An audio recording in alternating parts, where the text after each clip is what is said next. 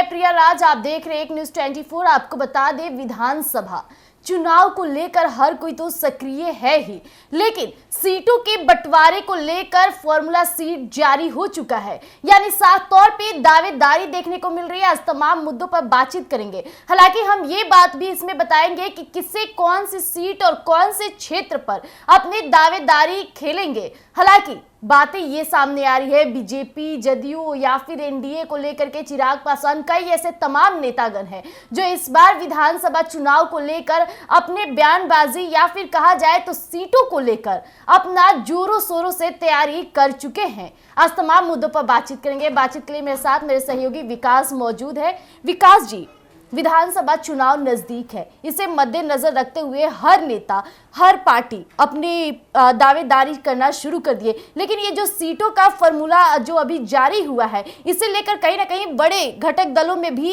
भिड़ंत हो सकती है। क्या लगता है आपको? बिल्कुल, देखिए, विधानसभा चुनाव में भले ही अभी कुछ समय बाकी हो, लेकिन सीट शेयरिंग को लेकर अभी से ही सवाल खड़े हो रहे हैं। वैसे में एनडीए, नीतीश कुमार, जीतन राम मांझी, उपेंद्र कुशवाहा या चिराग पासवान हो, ये तमाम ऐसे दल हैं जिन्होंने बैठकर सीट बंटवारा कर लिया है, जो इस वक्त की बड़ी खबर आ रही है। और किसे कहां पे कितनी सीट दी जा रही है, उसके बाद एक बार फिर से एनडीए में उठापटक हो सकती है। एक तरफ अभी राजद है, यानी कि महागठबंधन, जो सीट शेयरिंग को लेकर चुप्पी साध रखी है, तो वहीं पर एनडीए जो है बाजी मारते हुए सीट बंटवारा कर ली है। और किसे कितनी सीट मिलेगी, वो कौन कौन से विधानसभा क्षेत्र होंगे जिन्हें उन नेताओं को मिलने जा रही है, और क्या इसके बाद नाराजगी एनडीए में फिर से एक बार बढ़ेगी, फिर से देखने को मिलेगी, ये भी सवाल उठता है। तो देखिए, चुनाव सबसे अहम हो गया है इस वक्त चिराग पासवान के लिए। चुनाव इस वक्त सबसे अहम हो गया है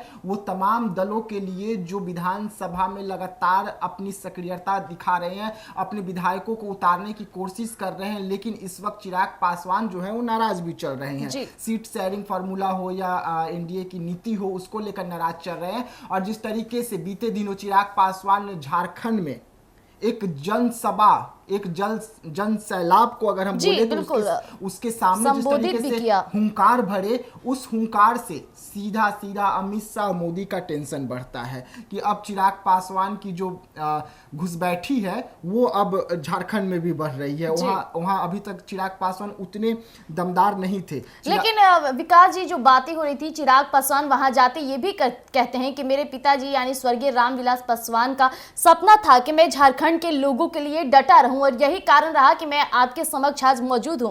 यहां तक की बात किया जाए, उन्होंने वहां के सीएम को भी लेकर जमकर फटकार लगाई, विकास की बातें की और भी बड़ी बड़ी बातें की। वहां से एक बड़ी खबर निकलकर सामने आ रही थी कि वहां के एक विधायक ने यह कह दिया था कि बिहार के लोगों को बोरी में बांध करके पटना फेंक आएंगे। इस पर चिराग पासवान वहां काफी आक्रोश भी दिखते हैं। जी बिल्कुल, और देखिए, ये सब जो मुद्दा है वो तो लगातार चल रहा है, और बिहारियों को लेकर लगातार हर जगह से बयान निकल के सामने आता है, चाहे वो महाराष्ट्र हो या बेंगलोर हो। अब तो पड़ोसी राज्य झारखंड, और वही झारखंड बिहार से टूट कर बना है, अलग होकर बना है, वहां से भी ऐसी खबरें निकलकर सामने आई।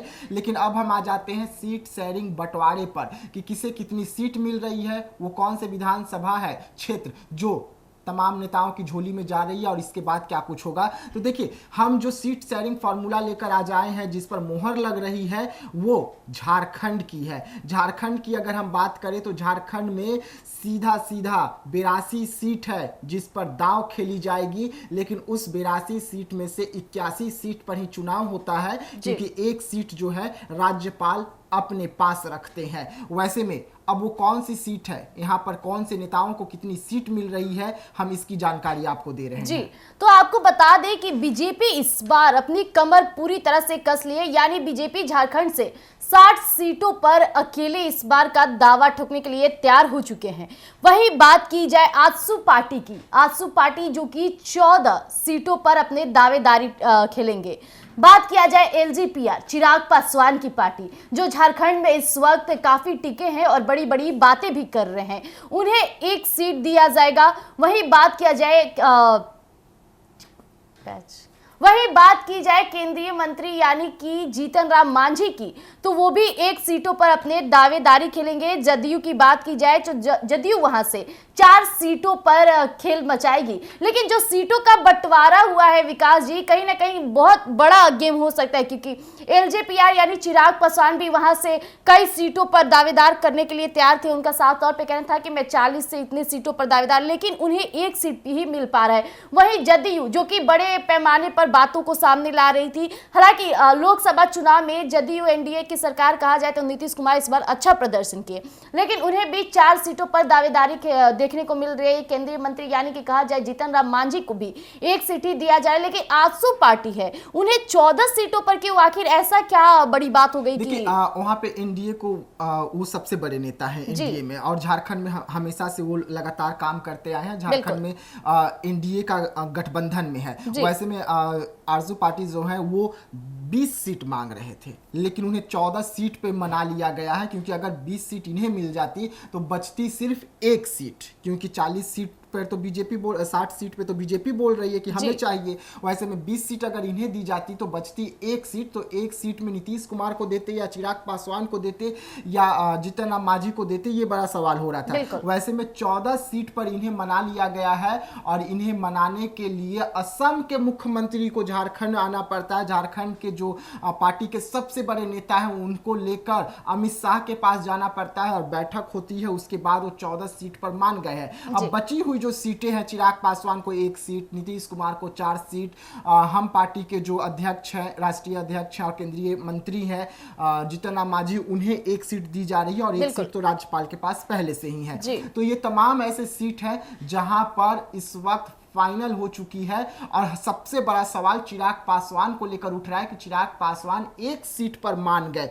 चिराग पासवान झारखंड में जो ललकार भरे थे वो सीधा दिल्ली जाकर फिस हो गया। हाँ जी बिल्कुल, हालांकि उनकी मुलाकात गृह मंत्री अमित शाह से होती है, उसके बाद चिराग पासवान शांत हो जाता है। लेकिन आए दिन चिराग पासवान अकेले झारखंड में जाके जिस तरह से बोलबाला किए, पूरे जनता के बीच जो सीटों को लेकर उन्होंने बातों का दावा किया था, लेकिन एक सीट पे सिमट जाना बहुत बड़ी बात हो जाती है। बिल्कुल, और बहुत बड़ी बात इसलिए क्योंकि चिराग पासवान राष्ट्रीय अध्यक्ष है। चिराग पासवान लगातार कह रहे थे कि हम 40 सीट से कम नहीं।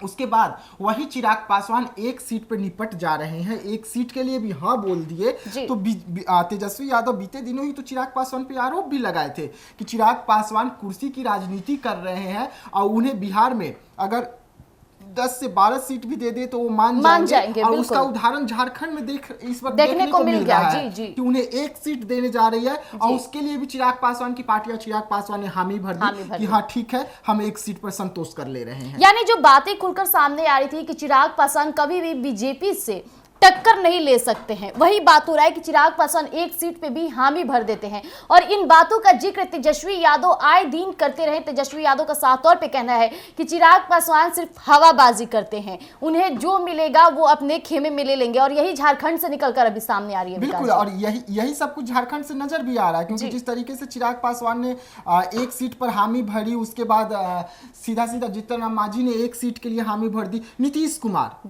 जो सबसे बड़े बिहार में सांसदों का गुट लेकर आ गया, मेकर कहा जा रहा है, उन्हें 4 सीट पर निपटा दिया गया। नीतीश कुमार भी हाँ बोल दिए। तो यानी कि सीधा बीजेपी इस वक्त दबाव बना के रखी है कि आप एनडीए का हिस्सा हैं, हम जो फाइनल करेंगे उसमें आपको हामी भरनी होगी, अन्यथा आप समझ जाइए, आप अपना देख लीजिए भाई। और यही कारण है कि चिराग पासवान एक बार फिर से बीजेपी के सामने घुटना टेक दिए। मोदी के हनुमान कहलाते हैं, लेकिन उसी मोदी के हनुमान को किस तरीके से चिराग पासवान को झुकाया गया और 1 सीट पे लाकर झारखंड में छोड़ दिया गया, ये भी आपके सामने है। जी विकास जी, हम ये भी अभी बात करेंगे कि जो सीट की तो बंटवारा हो ही चुकी है, लेकिन कौन से क्षेत्र की सीट उन्हें मिली है, ये भी आप हमारी जनता को बताइए। देखिए, अगर हम चिराग पासवान की बात करें तो चिराग पासवान को 1 सीट मिला है, और वहां पे पासवान समीकरण जो है वो इस वक्त सबसे ज्यादा है, और यही कारण है कि चिराग पासवान को वहां से 1 सीट दी गई है, और वो सीट का नाम है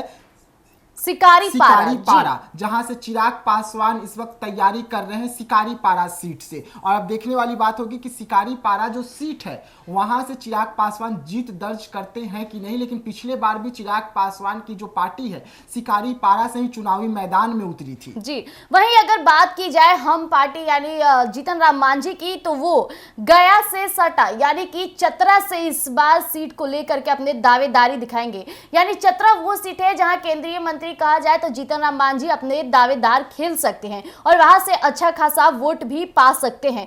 वही बात की जाए जदयू की, तो सबसे ज्यादा क्षेत्र जदयू के पास है। बात किया जाए मांडू, तमार, बाघमरा, देवघर या जमशेदपुर, ये वो क्षेत्र है जहां से जदयू अपने दावेदारी खेलेगी और उन सीटों पर जीत हासिल करेगी। अब देखने वाली बात हो जाएगी कि जो क्षेत्र इन्हें मिला है वहां पे किस तरह से वो अपनी तैयारी करते हैं, क्योंकि अभी सीटों का बंटवारा ही हुआ है। हो सकता है कि इसमें कई नेताएं बीजेपी पर निशाना भी साधे, बीजेपी के साथ खटास भी हो या फिर बड़ी बड़ी बयानबाजी भी निकलकर सामने आ सकती है।